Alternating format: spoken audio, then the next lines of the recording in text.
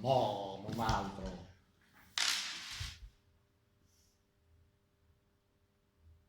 Siamo in onda. Buonasera cari cittadini. Oggi è il 31 dicembre, scusate, giorno di Capodanno, capo dell'anno, come me, Abele Meglio. E sono qua in funzione di Abele, semplice, l'amico quasi fratello nostro, per farvi gli auguri di buon anno, buona fine, buon inizio, come da consuetudine. Ma vorrei anche ripassare un po' con voi un pochino le tappe che hanno segnato questo anno difficile, ricco anche di cose brutte, ma anche belle. Partirei da quelle un po' amare, la via di mezzo. Tante personalità ci hanno abbandonato, ricordiamo da poco Principessa Leila, cantante lì, Michael, non mi ricordo, Dario Fo, importante, e se ne vanno veramente, io non so, se ne vanno tutti i migliori. Per questo io non voglio eccellere assolutamente, però c'è anche da dire che in America intanto cosa è successo? Sapete voi? Donald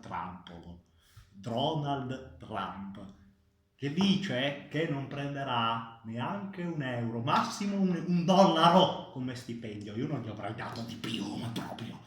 Però la chicca che sta dietro a questa cosa è la cantante Madonna che aveva promesso che avrebbe fatto sesso orale con tutti quelli che avrebbero votato Hillary. Un'idea, signori, che l'ho preso e lo userò nelle prossime elezioni col mio amico Brian Zampa. Però la cosa più importante che oggi ci tanaglia dentro la crisi dell'industria. E cosa c'è qua che ci ha turbato, ragazzi? La sedia di Manzano non ci sarà più. Ma non temete, perché abbiamo una soluzione.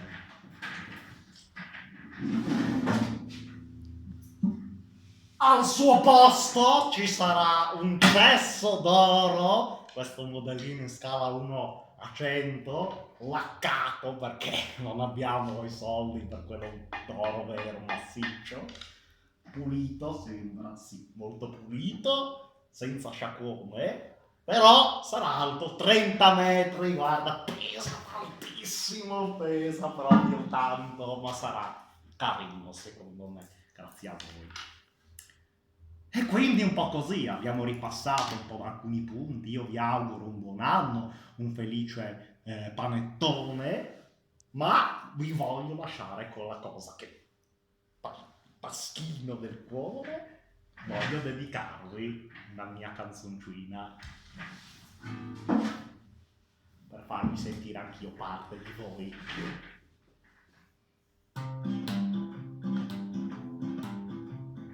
Un popolo di gente unica mi è stato detto da una nutria a un programmino elettorale e dal suo cuore parte fa politica a volontà, non dimenticate, politica a volontà.